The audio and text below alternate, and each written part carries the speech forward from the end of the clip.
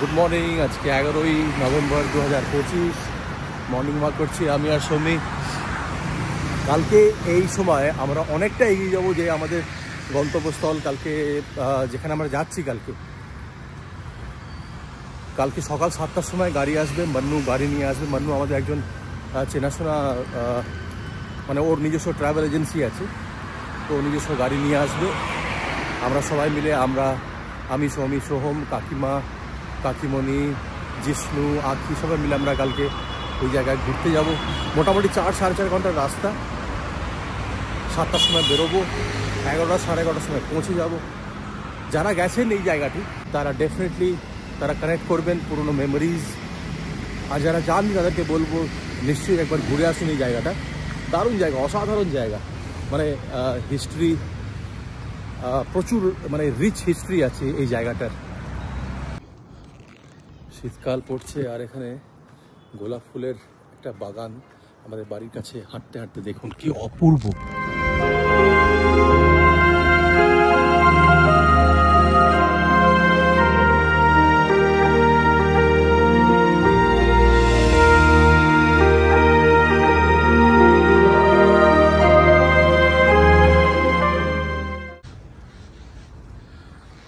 সুন্দর না?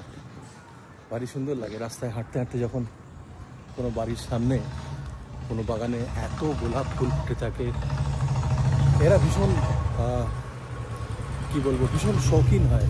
আর এদের না প্রত্যেকের বাড়ির সামনে না একটা ছোট করে বাগান আছে, যেখানে না মানে যারা আর কি মানে একটু মানে ওল্ড এজ আর কি, যারা মানে বয়স্ক মানুষরা ওই মাটি খোঁড়ে, কাল্টিভেশন করে, গাছের পরিচর্যা করে, মানে ওয়ান কাইন্ড অফ জিম। ওরা ওইভাবেই নিজেদেরকে সুস্থ রাখার চেষ্টা করে। এই যে এখন যেমন উইন্টার এসছে, উইন্টার সিজনের সমস্ত কিছু সবজি যেমন বেগুন, ফুলকপি, গাজর, ওরা ঠিক না ওদের বাগানেরই কোণে একটা কোথাও জায়গায় লাগাবে। তারপর মূলো শাক, সর্ষে শাক, ওরা ভীষণভাবে এই সময়টা সর্ষের শাক খায়।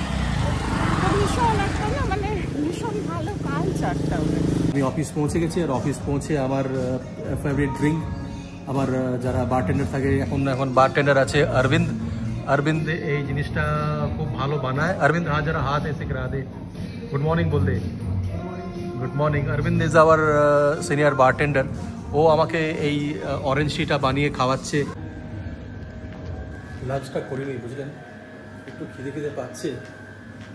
আর আজকে এরা বানিয়েছে কারি চাওয়াল।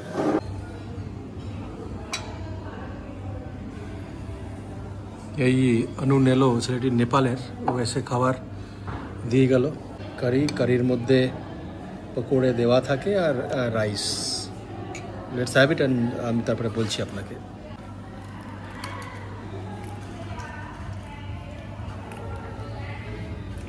দারুণ বানায়। প্রায় 5 বছর হয়ে গেল আমাদের এই রেস্টুরেন্ট অপারেশনসে। তো এই সোফাগুলো, কয়েকটা সোফা আছে 5-6টা, সেগুলো না রেক্সিনটা প্রচুর ইউজ হয়, তো প্রচুর হওয়ার জন্য রেক্সিনগুলো একটু ফেটে গেছে। তো আমরা আজকে ডেকেছি শাদাব ভাইকে। শাদাব ভাই আমাদের যত কার্পেন্ট্রি আছে সব কার্পেন্টিংয়ের কাজ উনিই করেন। এমনি শাদাব ভাই বসে আছেন আমার সঙ্গে। আর এই সব আমরা কাপড়গুলো চুজ করছি, যেটা ভালো হবে ওটা দিয়ে আমরা আবার এই সোফাগুলোকে আবার মেরামত করে আবার আগে চালাবো। আর ওদিকে সৌমি আজকে কাকিমণিদের খাওয়াবে বলে চিংড়ি মালাইকারি বানাচ্ছে। দেখুন কেমন বানাচ্ছে। আমি আবার মিস করবো, কিন্তু তবুও আমি বলে দেবো সৌমিকে যে এক পিস অন্তত তোকে রেখে দাও, আমি গিয়ে ঘরে গিয়ে চিংড়ি মালাইকারি খাবো। এখানে তো আর ওই কলকাতার মতন আর কি মাছ আর কি বাজারে গিয়ে যে ফ্রেশ মাছ কিনে আনবো সেটা তো হয় না। তো অনলাইন যে অ্যাপগুলো আছে, লিসিয়াস হলো, ফ্রেশ টু হোম হলো, ওখান থেকেই আমরা ডিপেন্ডেন্ট আর কি মাছের জন্য। যেমন এই যে এই ফ্রোজেন চিংড়িটা, কোনো ফ্রোজেন প্রনস আর কি, এই যে দেখতে পাচ্ছ তোমরা, এই চিংড়ি মাছটা এনেছি। কাকিমণিরা এসছে, ভাইরা এসছে, তো আজকে স্পেশাল চিংড়ি মাছের মালাইকারি বানাচ্ছি। তো ভাবলাম তোমাদের সঙ্গে রেসিপিটা শেয়ার করি যে আমি কিভাবে বানাই। তোমরাও কেউ আমার মতন প্রসেসে বানাও নাকি তোমরা আর কি রিলেট করতে পারবে, বা তোমরা যদি এর থেকেও আর কি ভালো আর কি কেউ জানো আমাকে জানাবে। এটা আমার এক ফ্রেন্ড এখানে আর কি দেবারতী, ওরা এখন সাউথে চলে গেছে, ওরা হাম্পিতে চলে গেছে। ও এক্সিলেন্ট বানাতো। আমি ওকে আজকে সকালে ফোন করলাম যে আমার কাকিমারা এসছে, তো তুই আমাকে একটু রেসিপিটা শেয়ার কর, তোর মতন করে আমি বানাতে চাই। তো ও যেভাবে বলেছে আমি সেইভাবেই বানাচ্ছি। দেখো, এই যে প্রথমে না চিংড়ি মাছগুলোতে একটুখানি নুন হলুদ মাখিয়ে, চিংড়ি মাছগুলোকে নুন হলুদ মাখিয়ে নিচ্ছি।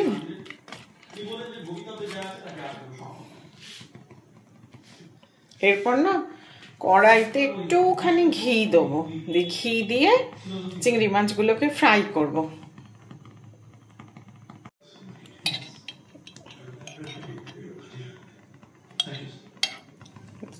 ঘি দিচ্ছি,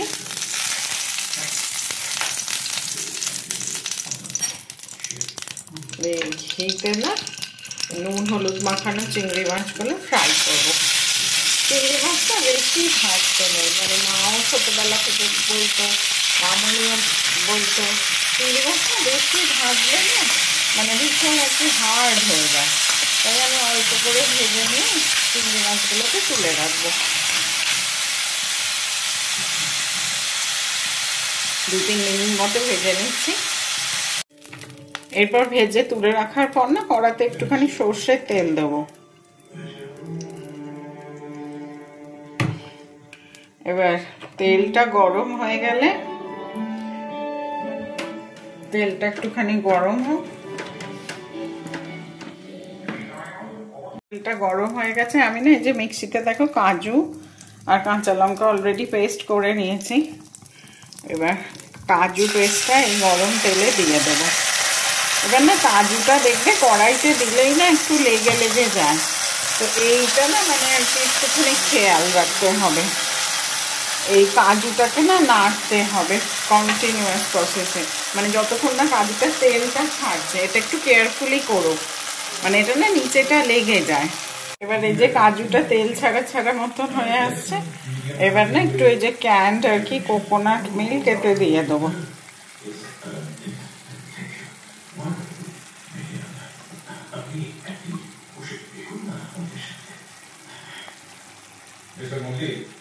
আমার এই বন্ধুবর রাঘবন বাবু আমাদের দলের নাম দিয়েছেন শ্রীমাস, অতএব আমরা লেখা দিতে অ্যাকশন নিতে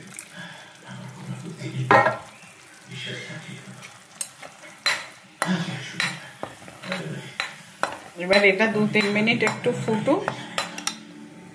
2-3 মিনিট ধরে মানে একটুখানি ফুটিয়ে নিলাম। এবার সে ঘিয়ে যে চিংড়ি মাছগুলো ভেজে রেখেছিলাম এইগুলো এর ভেতরে দিয়ে দিচ্ছি।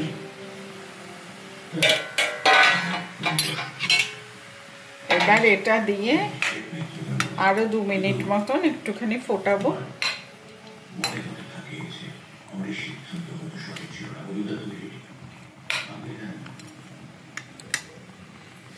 আর লাস্টে ওপর থেকে একটু শাহি গরম মশলা আর একটু এলাচের গুঁড়ো দিয়ে দেবো। ব্যাস, ওপর থেকে এলাচের গুঁড়ো দিয়ে দিলাম, ডান। এবার দেখি সবাই খেয়ে কি বলে।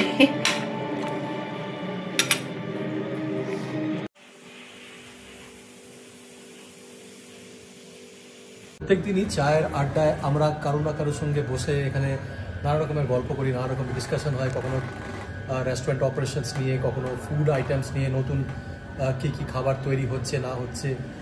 তো আজকেও এরকমই একটা, কালকে যেমন দেখাচ্ছিলাম একটা আমাদের ওয়াটার লিকেজের একটা প্রবলেম হচ্ছে আমাদের এই ব্যাক লিফটেতে, যেটা গুডস লিফট অ্যাকচুয়ালি।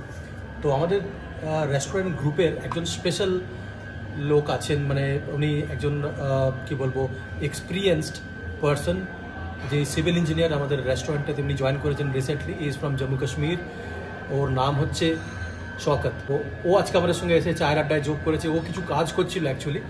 তো আমি, মঞ্জিত আর শওকত তিনজনে বসেই we are having a good time on tea table.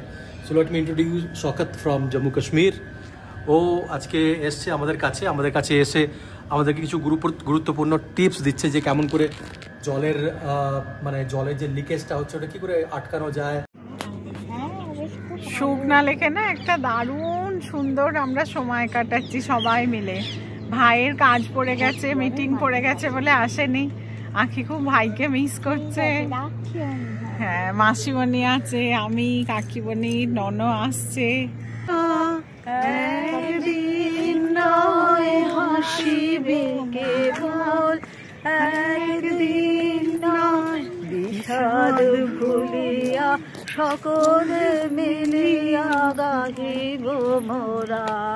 ভাবনা কাহারে বলে সুখী যাতনা কাহারে বলে, তোমরা যে বলো দিবস রজনী ভালোবাসা ভালোবাসা, সখী ভালোবাসা কারে কয়, সে কি কেবলি যাতনা।